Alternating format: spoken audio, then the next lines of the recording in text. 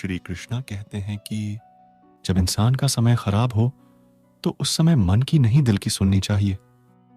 अच्छी और बुरी चीज बहुत ज्यादा समय तक नहीं रहती है, बस जरूरत है इंतजार की। रात बहुत ज्यादा समय तक नहीं रहती है, रात के बाद सवेरा जरूर आता है। अपने पूरे जीवन काल में हर इंसान एक बार बुरे दौर से जरूर गुजरता है। बुरे वक्त में कोई निखर जाता है तो कोई बिखर जाता है। जब समय खराब हो तो ऊपर वाले का शुक्रिया अदा करना चाहिए कि उसने तुम्हें अंदर से मजबूत होने के लिए एक अवसर दिया है, नकारात्मक विचारों से लड़ने का मौका दिया है। समय खराब तो किसी को भी दोषी नहीं ठहराना चाहिए, बल्कि खराब समय से कैसे बचा जाए इसके बारे में सोचना नहीं, बल्कि कुछ करना चाहिए। जब समय खराब होता है तो उस समय सगे संबंधी भी किनारा कर लेते हैं, तो इसे बुरा नहीं मानना चाहिए, क्योंकि उन बेचारों को नहीं मालूम होता है कि कभी उनका भी खराब समय आ सकता है। हमेशा सकारात्मक रहें और अच्छे कर्म करते रहें। दैनिक जीवन में आने वाली बाधाओं की वजह से हमारी प्रतिभा निखरती है, साहस बढ़ता है और हम अपने लक्ष्य की ओर आगे बढ़ते हैं। इस संबंध में एक लोक कथा प्रचलती है कि पुराने समय में एक किसान की फसल बार बार खराब हो रही थी।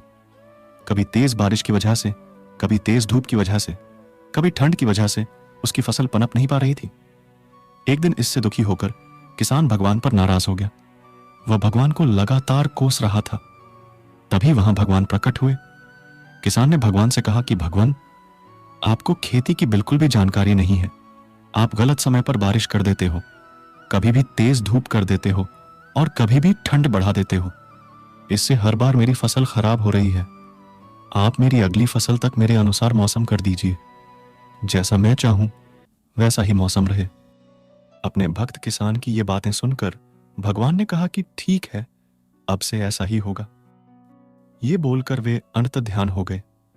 अगले दिन से किसान ने फिर से गेहूं की खेती शुरू कर दी।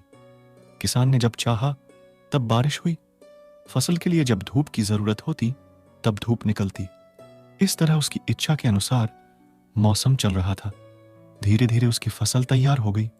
हरे भरे खेत को देखकर किसान बहुत खुश था। जब फसल कटाई का समय आया तो उसने देखा कि फसल की बालियों में गेहूं थे ही नहीं, सब की सब खोखली बालियां थीं। खोखली बालियां देखकर उसने फिर से भगवान को याद किया। भगवान प्रकट हुए तो इसकी वजह पूछी। भगवान ने कहा कि तुम्हारी फसल ने बिल्कुल भी संघर्ष नहीं किया है, इसी वजह से ये खोखली हो गई है।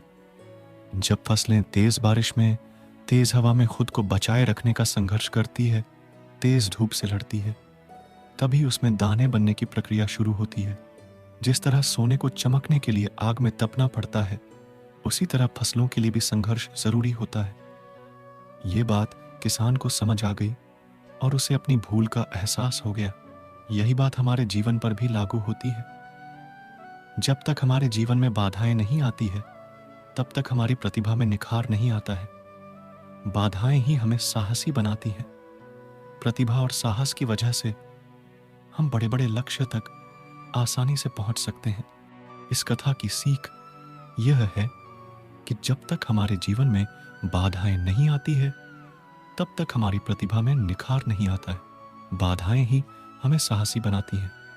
परेशानियों की वजह से ही हमारा सही विकास होता है। आखिर वह क्या है जो हमें आगे बढ़ने के लिए प्रेरित करता है? हम कुछ लक्ष्यों को प्राप्त करने का प्रयास क्यों करते हैं? उत्तर सरल है। हर कोई बेहतर जीवन जीना चाहता है, और यह सुनिश्चित करने के लिए कि यह लक्ष्य प्राप्य है, प्रेरणा ही सब कुछ है। इसीलिए यदि किसी कारण से आप में प्रेरणा की कमी है, तो हमने प्रेरक उद्धरणों की अंतिम सूची तैयार की है, जो निश्चित रूप से आपको अपने सपनों और लक्ष्यों को प्राप्त करने के लिए प्रेरित करेगी। और ऐसे बहुत से प्रेरक उद्धरण हैं जो प्रतिष्ठित बन गए हैं। प्रेरक उद्धरण प्रेरणा का एक अद्भुत स्रोत है। सतह पर वे सामान्य शब्द लग सकते हैं, हालांकि वे अक्सर बहुत गहरे अर्थ रखते हैं, जो विभिन्न उम्र, पृष्ठभूमि और अनुभव के लोगों को उनके सपनों और लक्ष्यों को पूरा करने के लिए प्रेरित कर सकते हैं। ये सरल शब्द आपके रास्ते में आने वाली बाधाओं को दूर करने के लिए आवश्यक छोटा सा प्रयास हो सकते हैं। और आइए ईमानदार रहें, जब कोई बड़ी परियोजना शुरू करते हैं या आर्थिक रूप से स्वतंत्र होने के लक्ष्य तक पहुंचने के लिए एक छोटी सी कोशिश करते हैं, तो थोड़ी सी प्रेरणा हमेशा आपके काम को आसान बनाने में मदद कर सकती है। यहां तक कि अगर आप पहले से ही अपना प्रोजेक्ट बनाने के बीच में हैं और किसी कारण से आप कुछ करने की प्रेरणा खो देते हैं, तो खुद को आगे बढ़ने के लिए सफल उद्यमियों को देखने से बेहतर तरीका क्या हो सकता है, जिन्होंने आप जैसे उत्साही लोगों के लिए मार्ग प्रशस्त किया। तो आइए जानें कि प्रेरणा क्या है, आपको खुद को कैसे प्रेरित करना चाहिए और प्रेरक उद्धरण जो आपको सीधे चलने के लिए प्रेरित करेंगे अपने लक्ष्यों को प्राप्त करने के लिए, चाहे वे कितने भी छोटे या बड़े हों। अपने जीवन का उसके परिवेश के संदर्भ में विश्लेषण करें। क्या आपने यह कहावत सुनी है, आप अपने पर्यावरण के उत्पाद हैं?